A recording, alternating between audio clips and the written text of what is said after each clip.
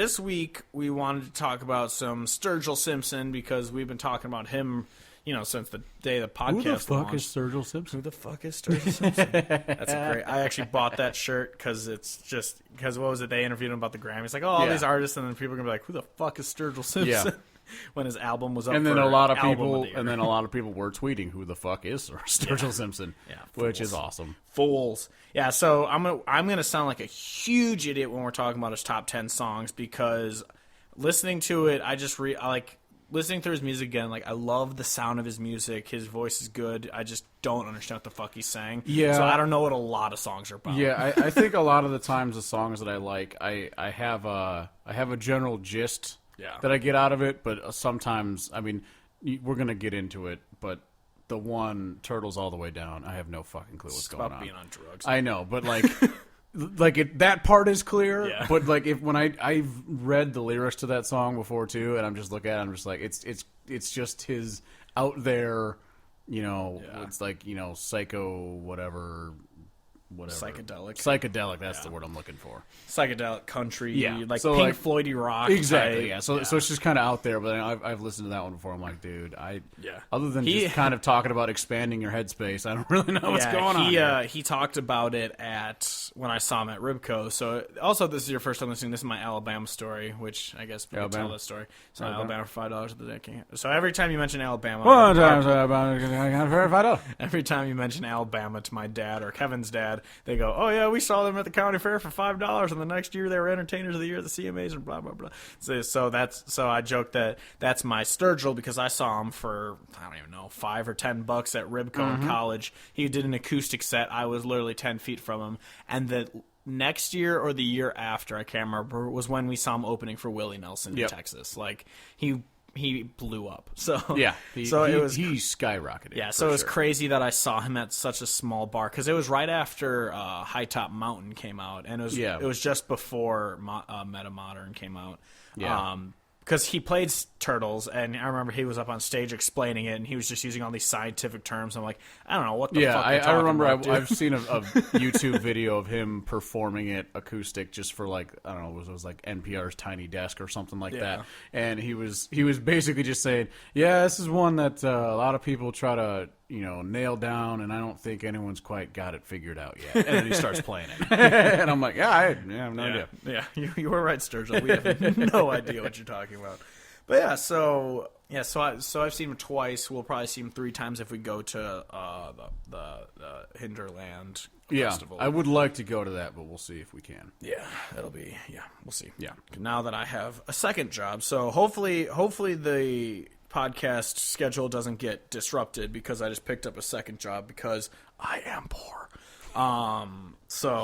Well, hopefully I'm not working every freaking Thursday. So if you would like to advertise, countryhodgepodge.com.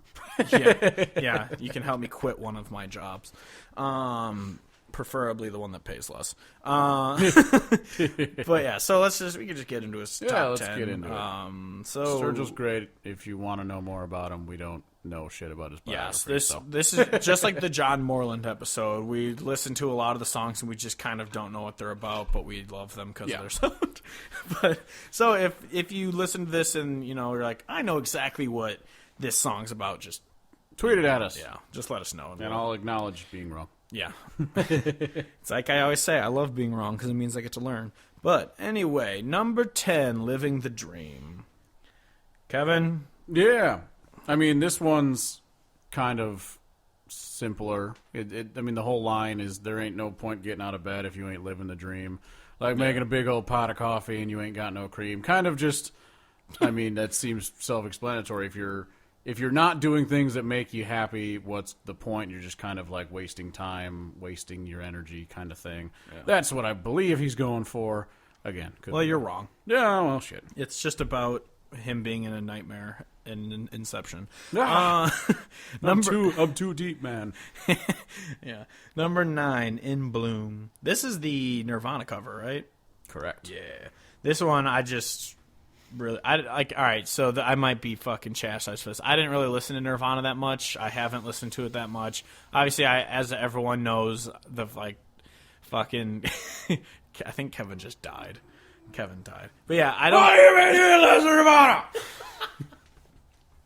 I like Foo Fighters. That doesn't count. I obviously know, I know a lot of Nirvana songs, but they're not a band I've gone through and just jammed all their albums. They're just ones that I know the songs that I know because they've been super popular in life. But, so In Bloom wasn't one I had heard it before, but I didn't know it that well before Sturgill covered it. So, I mean, I know I refer to it as a Nirvana song, not a Sturgill song, but yeah. Sue me. Yeah, I don't know that much about Nirvana. I enjoy Sturgill's cover of this, but I don't think it. I mean, having listened to Nirvana forever, it's very different, and I respect it, and I enjoy it, but I don't think it comes close to the Nirvana version. Oh yeah. I mean, yeah, it's just like how it's just different. It's just like how Johnny Cash's "Hurt's" terrible, and Trent Reznor's is the only good one. Wrong. Wrong. That is a case of Johnny Cash's "Hurt" is undisputably better than Trent Reznor. Pretty sure Trent Reznor said yeah, it's I'm a pretty Johnny sure. Cash song. And it's not with any disrespect to Trent Reznor. It's just he wrote a great song, and Johnny Cash was the person that needed to perform that. Yeah, just mastered it. Yeah. But yeah, anyway, I just like it. I just think it sounds good, and yeah. Number 8, It Ain't All Flowers. Pretty sure he's going on about how there's other, it's like every rose has the thorn, looks beautiful on the outside. I don't know that phrase. It's definitely only been coined by Poison in that one Bret Michaels song. But it's beautiful on the outside, but then there's the thorns underneath. Yeah. That whole idea, and so he's saying it ain't all flowers. Sometimes you gotta. I feel like he says in the song, sometimes you got to smell the thorns. That's what it sounds like he's saying. And I'm like, wait, what? So that I don't know. But I'm pretty sure the gist is just about that. So that just kind of reminds me of when Sturgill kind of just snuck on and played SNL with Chris Stapleton when he was scheduled. Oh, and he was singing his part? What the fuck did you say? Literally I did not understand a single word Sturgill Simpson sang. Don't get me wrong, he's a great entertainer. Like I said, I've seen him twice. But if you don't know the lyrics to his songs going into his songs, you will not understand what he is singing. You get a little bit. It depends, but yeah. No, on the album you can. Yeah. Live, I don't know if I've fair. ever. Yeah.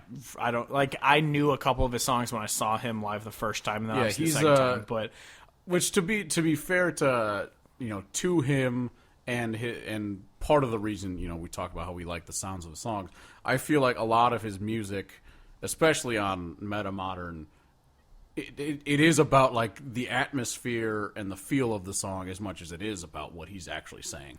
And it's especially with It Ain't All Flowers, this is the one that starts and it's got this fucking weird reverby kind of choppy thing going on, and then it outros to nonsense. It's I mean, super it's psychedelically awesome. Because if you haven't listened to Sturgill before this podcast, I don't know why, but what are you doing? His first album is just a kind of a country. It's just a country album. Yeah, pretty. Meta Modern is like a psychedelic country rock. Yeah, psychedelic country. And then rock. Sailor's Guide is country with a little bit of it's this. like an Americana horn, dirty horn driven. Yeah, rockish / jam. Country jam. Yeah. His if you want, most artists they kind of say oh, this next album's different, and they're usually not. Sturgill's 3 albums are very different. There are 3. They're very different. They're and pretty much different genres. Yeah, and I love them all for what they are. Because I feel like Sturgill's exactly the article I wrote a week ago or whatever about the songs that are coming out and they're saying, oh, this is country, and it's not country at all. Ugh. People keep forcing the country thing on Sturgill, saying wanting him to be the savior of country music, and people want him to just only make country music. Yeah. And there was a part in time where I thought that too, after High Top. Oh, after High Top, and even after Meta Modern, I'm make a really hardcore country album. You're the man. But after now, when Sailor's Guide came out, I love what he's doing because the music that he's making I think is fantastic, and I'm just glad doing what he wants. And I love that he's making what he wants. So you can call whatever the fuck you want. If you want to complain to us and be you guys are country hodgepodge and Sturgill's not even country anymore, I'm you know what? Fine. Yeah, fuck off. Yeah. Well, his music's great. Yeah. Well, next week when we do Sam Hunt, that's not country either. So, whatever. Stay tuned. But yeah. Anyway, number 7, The Promise. I should know what this one's about, but I'm blanking because he talks about It's about going out I'm on sorry, the road. And... Yeah, he's out on the road and he's saying like I'm sorry I can't find the right words to say like before he leaves, and so he's saying I promise you I will, and so I feel like what he's saying is he's either eventually he'll find the right words to say, or he'll eventually prove to her how much he cares even though he doesn't have the words. Something along those lines. It's a love song. It's nice. Yeah. Yeah. It's a great song. Anyway, number 6. Life ain't fair and the world is mean. That one's pretty self-explanatory. Yeah, it's about how life is super fair and the world is a nice place. Mm-hmm. But no, I just love this song where it's just like his manager's telling him like I'm going to do everything. You just write the songs. Like, but at the same time it's just like, but don't make the songs about this. Don't do that. But just do this. Just do it anyway. And like, so it's just this really, it's like the Catch-22 type of lifestyle where it's just like he can't win no matter what he does. He has a lot of really like quick, witty lines in songs, kind of about that, like about the music industry. Yeah, I feel like just kind of critiquing the whole deal. Yeah, which is also I feel like why he was probably busking outside of the ACMs or whatever the fuck awards show it was. Yeah, when he was sitting outside Bridgestone, that was a great moment where he has his Grammy award that he won, but he's not nominated for a single CMA, so he's out there just pretending to be like a panhandler, like. He's just like, talk to me about anything. Yeah. The best was that he had his Grammy with him. I know, and it's just Grammy's just sitting in his case. It's just like the greatest move of all time, just to be like, yeah, what's up? Oh, yeah, no, those people are inside doing something. I don't really know what they're doing, but yeah, no, I got this little trophy thing. Oh, it's so funny. I love it. Yeah. Anyway, so that song, it's one of his, on his first, I feel like it's only like his first album where he has songs that are kind of goofy. Like his other ones are very kind of serious. Other than Metamodern being very out there sometimes. Yeah. That's not like silliness, but it's kind of fucking yeah. Like what's going on. But yeah, I mean Sailors is super serious because the whole thing is about his kid. The whole album is a message of advice to his son, which I think is so awesome. Oh yeah, and that's why I love that album. Like the few songs that I do know that the words to. They're very good. They're very good father to son lyrics, but yeah. Number 5, Turtles All the Way Down. Like we said, no idea. No fucking clue. It's about him being on every fucking drug known to man and how it opens his mind. Well, because he has the line about how you can't make it illegal to think, so why are you making it illegal to do the things that help you think or whatever type thing. Yeah. Yeah, so it's just expanding your brain space and people not wanting you to do that. Yeah, it's just that's got to be part of it. It's about being a hippie. I don't know. Well, that's what he said. I can't remember. He got interviewed about this album, and he said something to the lines of like, in reality, it's really just my like psychedelic hippie jam love album. Like something like that is what he said about it. I'm like, oh, that's yeah. Yeah, I just like this song, even though like I don't know the lyrics to the whole thing or the marijuana LSD. Yeah. But yeah, like other than that, it's just a really cool. Like because I am a fan of Pink Floyd. I grew up listening to them. They're one of the bands I was like obsessed with them. Led Zeppelin. You didn't listen to Nirvana. I don't know. It's whatever. I missed my '90s grunge stage. No, this makes sense. Yeah, this makes sense now. Now that I think about it. Yeah, the way that our rock backgrounds in terms of what we focused on makes sense now. Yeah, I was very classic '70s, '80s rock. You were very Fall Out Boy. I was an angry teenager. Yeah, you're an angsty teenager. I was a stoner who didn't smoke weed. Mm-hmm. But but Sturgill.